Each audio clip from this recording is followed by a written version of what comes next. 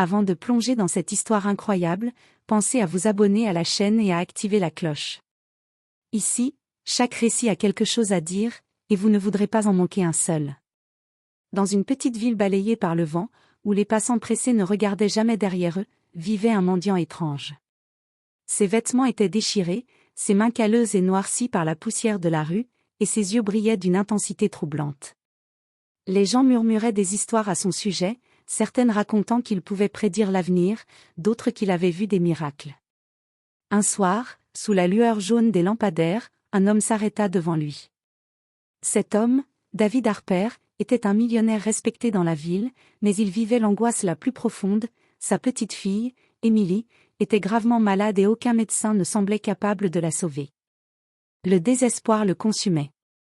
Le mendiant leva les yeux vers lui et dit, d'une voix rauque mais assurée: « Nourrissez-moi, et je guérirai votre enfant. » David éclata de rire, d'abord incrédule, puis amer. Comment un pauvre vagabond de la rue pourrait-il sauver sa fille, alors que des médecins renommés avaient échoué?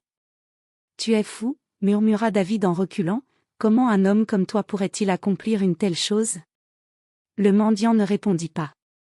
Il tendit seulement sa main ouverte, vide, comme pour montrer que tout ce qu'il demandait, c'était un simple geste de bonté. Dans un moment de désespoir que David n'aurait jamais cru possible, il sortit son portefeuille, prit quelques billets et un panier de nourriture, et les posa devant le mendiant. « Fais ce que tu veux, mais si tu ne réussis pas, » dit-il en baissant la voix, incapable de finir sa phrase. Le mendiant prit la nourriture sans un mot, la bénit en silence et disparut dans la nuit, comme une ombre emportée par le vent. Ce que David ne savait pas, c'est que cette simple action allait bouleverser sa vie, remettre en question tout ce qu'il croyait savoir sur le monde, et révéler que parfois, les miracles naissent des cœurs les plus inattendus. David Harper, le milliardaire, ne dormait plus depuis des nuits.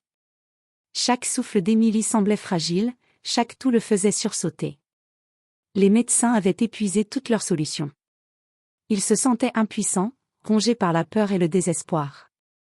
Ce soir-là, en rentrant de l'hôpital, il prit un raccourci par une ruelle peu fréquentée. Là, il aperçut un homme assis contre un mur, ses vêtements sales et usés par le temps. L'homme levait les yeux vers lui, et David sentit un frisson le parcourir.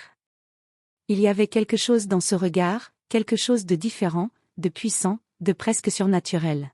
« Nourrissez-moi, et je guérirai votre enfant », dit le mendiant sans détour. David éclata de rire, un rire sec et amer. « Tu plaisantes ? Ma fille est gravement malade, et tu veux que je te donne à manger pour que tu la guérisses ?» Le mendiant ne bougea pas. Ses yeux noirs fixaient David avec une intensité troublante, comme s'il voyait au plus profond de son âme. Pourtant, quelque chose dans cette promesse réveilla une étincelle d'espoir chez David.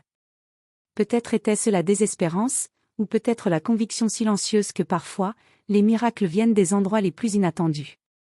Avec une hésitation qui trahissait son scepticisme, il déposa un panier de nourriture et quelques billets sur le sol. « Fais ce que tu veux, mais si tu ne réussis pas, » murmura-t-il, incapable de finir. Le mendiant saisit la nourriture avec une gratitude silencieuse, posa ses mains sur le panier, et murmura une prière inaudible. Puis, sans un mot de plus, il disparut dans l'ombre de la ruelle. David resta là, seul, le cœur battant. Une partie de lui se moquait de la situation, mais une autre, plus profonde, se surprit à espérer. Et cette étincelle d'espoir allait bientôt grandir, bien plus qu'il ne l'aurait jamais imaginé. Le lendemain matin, David Harper se leva tôt, le cœur lourd mais rempli d'une étrange anticipation. Emily dormait encore, recroquevillée sous sa couverture, et son souffle semblait plus régulier que la veille. Il fronça les sourcils, hésitant à se réjouir trop vite. Après tout, il avait vu trop de faux espoirs. À l'hôpital, les médecins continuèrent leurs examens habituels. Rien ne laissait présager une amélioration spectaculaire. Pourtant, à mesure que la journée avançait, David remarqua des changements subtils, les joues de sa fille reprenaient un peu de couleur, sa respiration était plus fluide, et ses yeux, malgré la fatigue, brillaient d'une lueur plus vive. « Peut-être, juste peut-être » murmura David, la gorge serrée. Les jours suivants furent étrangement silencieux. Chaque soir, il pensait au mendiant disparu dans la ruelle, au panier de nourriture qu'il avait laissé. Était-ce vraiment possible? Une part de lui refusait d'y croire, mais une autre part, plus fragile et sincère, ne pouvait nier ce qu'elle voyait. Émilie semblait se rétablir. Puis un soir, alors qu'il rentrait chez lui après une longue journée, il aperçut une silhouette familière à l'ombre d'un lampadaire. Le mendiant. Il n'avait pas bougé depuis leur première rencontre, comme s'il attendait quelque chose. David s'arrêta, son cœur battant la chamade. Tu étais derrière tout ça, demanda-t-il, la voix tremblante. Le mendiant ne répondit pas immédiatement. Il se contenta de tendre la main vers David, puis, d'un geste presque imperceptible, fit signe pour qu'il le suive dans une ruelle déserte. « Suivez-moi » dit-il enfin, sa voix grave mais calme. « Il est temps que vous sachiez pourquoi votre fille est en vie. » David sentit un frisson glacé parcourir sa colonne vertébrale. Il n'avait aucune idée de ce qui allait suivre, mais il savait une chose, la vie qu'il connaissait jusque-là allait changer à jamais. David suivit le mendiant à travers des ruelles étroites et silencieuses, son cœur battant à tout rompre. Il n'avait jamais ressenti une telle combinaison de peur et d'espoir. Chaque pas le rapprochait d'un mystère qu'il n'aurait jamais cru possible. Finalement, ils arrivèrent devant une vieille porte en bois, à moitié dissimulée par le lierre. Le mendiant l'ouvrit et l'invita à entrer. À l'intérieur, l'espace semblait minuscule mais étonnamment lumineux. Des herbes, des fioles et des livres anciens remplissaient les étagères, et l'air sentait un mélange d'encens et de poussière. Le mendiant se tourna vers David et parla pour la première fois depuis qu'ils avaient quitté la rue. « Je ne suis pas ce que vous pensez. Je ne suis pas simplement un mendiant. » David, abasourdi, ne sut que dire. « Que voulez-vous dire » balbutia-t-il. « Je suis un guérisseur ancien, transmis par une lignée secrète depuis des siècles. Je ne demande rien à personne sans une bonne raison, mais vous avez nourri quelqu'un dans le besoin, et votre cœur était pur. Cela suffit pour déclencher ce que vous appelez un miracle. » David resta silencieux, les yeux écarquillés. Chaque mot semblait irréel, presque impossible. Et pourtant, il ne pouvait nier ce qu'il avait vu avec Émilie. « Mais, comment avez-vous fait » demanda-t-il enfin. Le mendiant esquissa un léger sourire. La guérison n'est pas seulement dans les plantes ou les potions. Elle commence par la foi, par l'action sincère et désintéressée. Vous avez agi sans attendre de récompense. Votre fille a été touchée par cette énergie, et elle commence à se rétablir. Mais ce n'est que le début. La route est encore longue. David sentit une vague de gratitude et de peur l'envahir. Il savait maintenant que le chemin de la guérison d'Émilie ne serait pas seulement médical, mais aussi mystérieux et spirituel. Et au fond de lui, il comprit que sa vie venait de basculer vers quelque chose de plus grand qu'il ne l'avait jamais imaginé. « Je ferai tout ce que vous me demanderez pour ma fille » murmura David, sincère. « Je ne demanderai rien. Mais vous devez comprendre que la véritable guérison vient de vous autant que de moi, répondit le mendiant, ses yeux brillant d'une lumière presque surnaturelle. David quitta ce lieu étrange avec un mélange de crainte et d'espoir, conscient que sa vie et celle de sa fille venaient d'entrer dans un chapitre dont il ignorait encore la fin.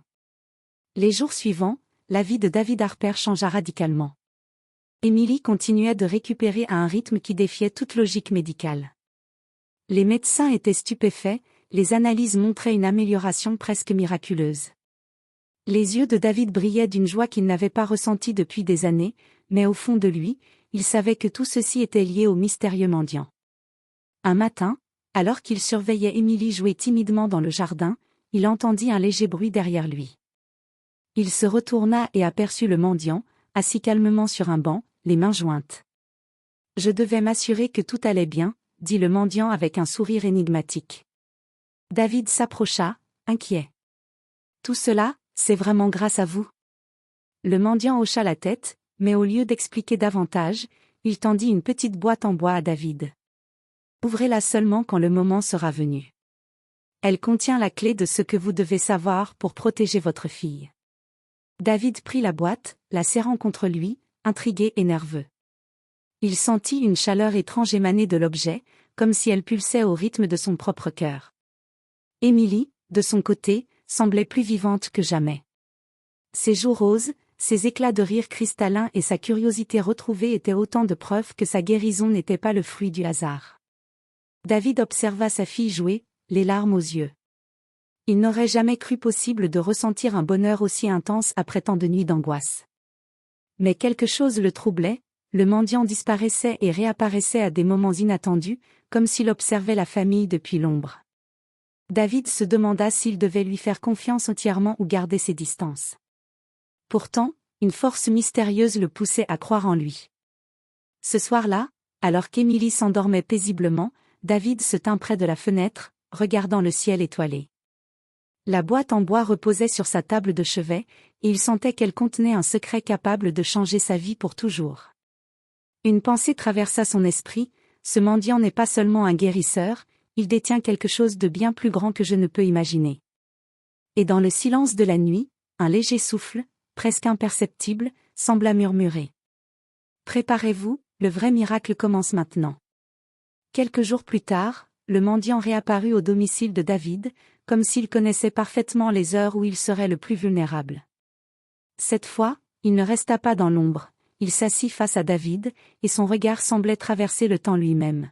« Il est temps que vous sachiez d'où je viens, » dit-il calmement. « Mon nom n'a pas d'importance pour le monde, mais mon héritage, lui, est ancien. » David sentit un mélange de curiosité et d'appréhension. « Expliquez-moi, » murmura-t-il. Le mendiant sourit légèrement, et sa voix devint plus profonde, comme si chaque mot portait un poids ancestral. Ma famille est issue d'une lignée de guérisseurs et de mystiques. Depuis des générations, nous avons appris à canaliser l'énergie de la vie elle-même. Nous intervenons seulement lorsque le cœur de celui qui aide est pur et sincère. Vous, David Harper, avez nourri quelqu'un dans le besoin sans rien attendre en retour. C'est cette action qui a ouvert la porte à la guérison de votre fille. David sentit un frisson glacé lui parcourir la colonne vertébrale. Tout ce qu'il avait cru impossible devenait réalité devant lui. Puis le mendiant ajouta. Mais la guérison complète n'est pas automatique. Émilie doit participer, même inconsciemment, à son rétablissement. L'énergie que je canalise a besoin de son esprit pour se stabiliser. David regarda sa fille jouer dans le salon, ignorant qu'elle était en train de faire exactement cela. Chaque sourire, chaque rire, chaque mouvement volontaire contribuait à son rétablissement. Le mendiant se leva, tendit de nouveau la petite boîte en bois, et dit. Bientôt, vous devrez ouvrir cette boîte. À l'intérieur, il y a des instructions pour protéger Émilie et canaliser l'énergie qui l'a sauvée. Mais souvenez-vous, vous ne devez jamais douter. Le doute affaiblit la magie autant que la peur. David hocha la tête, conscient que ce qu'il avait cru impossible n'était que le début. Le véritable voyage venait de commencer. Cette nuit-là, il observa Émilie dormir, la paix sur son visage. Il sut, au plus profond de lui, que le miracle ne s'arrêtait pas ici. Quelque chose de plus grand se préparait, quelque chose qui pourrait changer non seulement la vie de sa fille, mais aussi la sienne, pour toujours. Et dans l'ombre, le mendiant murmura. Les véritables miracles ne se limitent jamais à la guérison, ils transforment ceux qui osent croire. Les semaines passèrent, et Émilie semblait plus vivante que jamais. Mais ce n'était pas seulement sa santé qui changeait, David remarqua des détails étranges, presque imperceptibles. Parfois, lorsqu'Émilie touchait une plante ou un animal, ceux-ci semblaient réagir différemment, comme s'ils comprenaient sa présence. Une fleur fanée retrouvait sa couleur, et un petit oiseau blessé dans le jardin se remettait plus vite que prévu. David observa tout cela avec stupéfaction. Il n'avait jamais cru au miracle ni au pouvoir surnaturel, mais il ne pouvait plus nier l'évidence, quelque chose de magique émanait de sa fille. Un soir, le mendiant réapparut, calme et mystérieux comme toujours. Il s'assit près de David et observa Émilie jouer avec des pierres colorées sur le sol. « Vous voyez cela ?» demanda le mendiant. Ce n'est pas seulement sa guérison physique. Émilie possède maintenant une connexion avec l'énergie de vie que j'ai canalisée. Ce pouvoir est rare et ancien. David sentit une vague de peur et d'admiration. Une connexion, balbutia-t-il. Que signifie cela? Le mendiant posa sa main sur l'épaule de David. Cela signifie qu'Émilie a le potentiel de percevoir et d'influencer la vie autour d'elle. Mais ce pouvoir doit être guidé avec sagesse. Sans direction, il pourrait être dangereux, même pour elle. David sentit une responsabilité immense peser sur ses épaules. Il savait que sa fille n'était plus seulement un enfant malade, mais une enfant avec un don extraordinaire. Il devait la protéger, et apprendre lui-même à comprendre ce mystère. Le mendiant, d'un geste discret, montra la boîte en bois qui reposait sur la table. Bientôt, il sera temps de l'ouvrir. Les instructions à l'intérieur vous guideront pour canaliser ce pouvoir et l'utiliser pour le bien. Mais rappelez-vous, la peur et le doute sont vos plus grands ennemis. Cette nuit-là, David s'assit près d'Émilie et la regarda dormir. Il caressa doucement ses cheveux et pensa. Nous avons survécu au pire, et maintenant, nous avons reçu quelque chose de plus grand que je n'aurais jamais pu imaginer. Mais comment allons-nous l'utiliser? À l'extérieur, la lune brillait intensément, comme si elle illuminait la voie d'un destin que David et Émilie n'avaient pas encore compris. Le voyage vers le vrai miracle venait de commencer. Les jours suivants, Émilie commença à expérimenter son pouvoir de manière consciente. Au début, c'était de petites choses, une plante qui s'épanouissait sous ses mains, un chat errant qui la suivait docilement partout. Mais bientôt, elle comprit qu'elle pouvait ressentir les émotions et la douleur des autres. Un après-midi, alors que David travaillait dans son bureau, Émilie s'approcha de lui, ses yeux grands ouverts et sérieux. « Papa, je peux sentir la tristesse de maman, » dit-elle d'une voix douce. David se figea. Sa femme était morte il y a des années, et il n'avait jamais parlé de ce traumatisme à Émilie. Pourtant, la petite semblait capter quelque chose que lui-même ne comprenait pas. « Émilie, comment ?» balbutia-t-il. « Je ne sais pas, c'est comme si je pouvais sentir ce que les autres ressentent, » répondit-elle, un mélange d'émerveillement et d'inquiétude dans la voix. Le mendiant réapparut ce soir-là, apparaissant comme par magie dans le salon, assis sur le vieux fauteuil en bois. « Elle est prête, » dit-il calmement. « Prête à apprendre à canaliser son pouvoir. Mais ce chemin n'est pas sans danger. Certaines personnes pourraient vouloir exploiter cette énergie. » David sentit son cœur se serrer. L'idée que sa fille puisse être une cible pour ceux qui ne comprenaient pas ou ne respectaient pas ce pouvoir l'effrayait profondément. Le mendiant tendit la boîte en bois à David. « Ouvrez-la maintenant. Elle contient les instructions pour guider Émilie. Vous devez apprendre avec elle, et elle doit apprendre à maîtriser son don. » David prit une profonde inspiration et ouvrit la boîte. À l'intérieur, il trouva des parchemins anciens, des symboles mystérieux et des instructions détaillées pour éveiller et protéger le pouvoir d'Émilie. « Papa, qu'est-ce que c'est ?» demanda Émilie, émerveillée. « C'est un guide, pour toi et pour nous, » répondit David avec gravité. « Et je promets que je ferai tout pour te protéger et t'aider à apprendre. » Le mendiant se leva et disparut dans un souffle de vent, laissant David et Émilie seuls avec leur destin. Une nouvelle aventure venait de commencer, celle d'apprendre à maîtriser un pouvoir ancien, et de protéger la vie de ceux qu'ils aimaient contre des forces qui pouvaient tout prendre. David sentit un mélange de peur et de fierté. Son enfant n'était plus seulement sa fille, elle était un miracle vivant, et le vrai défi ne faisait que commencer. Le lendemain matin, David installa un espace sûr dans leur maison pour Émilie. Des tapis moelleux, des coussins et des objets simples, mais choisis pour canaliser l'énergie subtile que le mendiant avait évoquée. Émilie était excitée mais nerveuse. Elle sentait la puissance en elle, mais ne savait pas encore comment la contrôler. « Respire profondément, Émilie, » lui dit David. « Concentre-toi sur ce que tu ressens, et laisse ton énergie circuler. » Au début, rien ne se passa. Émilie frappa doucement un petit bol de métal posé devant elle, mais il ne bougea pas. Elle baissa les yeux, déçue. « Ce n'est pas grave, » murmura David en la prenant dans ses bras. Chaque pouvoir a besoin de temps pour se manifester. Soudain, une lumière douce émana des mains d'Émilie. Le bol vibra légèrement, puis trembla et s'éleva dans les airs quelques centimètres. Émilie écarquilla les yeux, puis éclata de rire, émerveillée. « Je l'ai fait !» cria-t-elle. David sourit, mais son expression devint sérieuse lorsqu'il pensa aux avertissements du mendiant. La puissance d'Émilie était réelle, mais vulnérable. Il devait protéger sa fille des curieux et des personnes malveillantes qui pourraient vouloir exploiter son don. Les jours suivants, Émilie pratiqua régulièrement, et sa maîtrise s'améliora progressivement. Elle pouvait maintenant faire léviter des objets, influencer la croissance des plantes et ressentir les émotions autour d'elle avec plus de précision.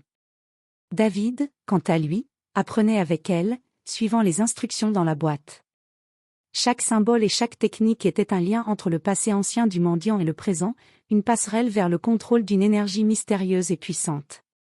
Mais un soir, alors que la lune baignait le jardin d'une lumière argentée, David sentit une présence étrange à l'extérieur. Des silhouettes se déplaçaient dans l'ombre, observant leur maison. Son cœur battait la chamade. Il savait que l'entraînement d'Emily, aussi incroyable soit-il, n'était pas seulement une aventure merveilleuse, il venait de marquer leur famille aux yeux de ceux qui convoitaient ce pouvoir. David prit Emily dans ses bras et chuchota. « Nous devons être prudents, le monde extérieur n'est pas prêt pour ce que tu es capable de faire. » Emily hocha la tête, comprenant instinctivement la gravité de la situation. Elle n'était plus seulement une enfant malade miraculeusement guérie, elle était maintenant une force vivante que David devait protéger à tout prix. Et dans l'ombre, des yeux inconnus les observaient, attendant le moment d'agir. Quelques jours après le début de l'entraînement, la tranquillité de la maison fut brisée par un bruit sourd. David, alerté, se précipita vers la fenêtre et aperçut deux hommes en manteau sombre rôdant près du jardin. Leur posture était menaçante, et il comprit immédiatement qu'ils n'étaient pas là par hasard. Il sentit son cœur s'accélérer. Emily jouait non loin, concentrée sur un exercice de lévitation, inconsciente du danger qui approchait. David s'agenouilla à côté d'elle. « Écoute-moi bien, Emily. Il faut que tu te concentres et que tu utilises ton pouvoir pour nous protéger. » Emily acquiesça, ses yeux brillant d'une détermination qu'il n'avait jamais vue auparavant. Elle leva les mains et se concentra. Le vent sembla s'arrêter, les feuilles se figèrent, et une énergie lumineuse commença à émaner d'elle, douce mais puissante. Les hommes, surpris par ce phénomène inattendu, reculèrent instinctivement. David profita de ce moment pour saisir Emily et la protéger derrière lui. L'énergie d'Emily se manifesta pleinement, une barrière invisible se forma autour d'eux, repoussant les intrus. Les deux hommes titubèrent, effrayés, s'enfuirent dans la nuit. David, haletant, serra sa fille contre lui. « Emily, c'était incroyable. Tu les as arrêtés. » Emily, encore étonnée par la puissance qu'elle venait de libérer, murmura. « Je ne voulais pas leur faire de mal, juste nous protéger. » David hocha la tête. Il comprit alors que le mendiant avait raison, le pouvoir d'Emily était immense, mais il nécessitait prudence et discipline. Chaque action devait être guidée par l'amour et la protection, jamais par la peur ou la colère. Cette confrontation, bien que brève, marqua un tournant. David savait désormais que leur vie ne serait plus jamais la même. Le monde extérieur, avec ses dangers et ses intentions cachées, était désormais une réalité qu'ils devaient affronter ensemble. Cette nuit-là, David se tourna vers Emily et murmura. « Nous devons continuer à apprendre et à nous protéger. Ce n'était que le début, le vrai test viendra bientôt. » Emily hocha la tête, serrant la main de son père. Une nouvelle aventure, plus dangereuse et plus extraordinaire, venait de commencer. Les jours suivants, David renforça la sécurité autour de la maison. Il installa des caméras, verrouilla les portes et observa chaque mouvement suspect. Mais il savait qu'aucune protection physique ne suffirait face à des personnes capables de convoiter un pouvoir comme celui d'Emily. Une nuit, alors qu'il vérifiait les systèmes de sécurité, le mendiant réapparut. Il apparut presque silencieusement, comme un souffle dans la pièce, et son regard sérieux plongea David dans une inquiétude nouvelle. « David » dit-il calmement. « Le moment est venu pour vous de faire un choix. Emily doit apprendre à contrôler son pouvoir de manière complète. Cela signifie quitter la sécurité de votre maison et affronter le monde extérieur. » David sentit une boule se former dans sa gorge. « Mais, et les autres ? Les gens qui veulent nous nuire, demanda-t-il, la peur dans la voix. Vous les affronterez ensemble. Emily n'est pas seulement une enfant, elle est un miracle vivant. Et vous êtes son guide.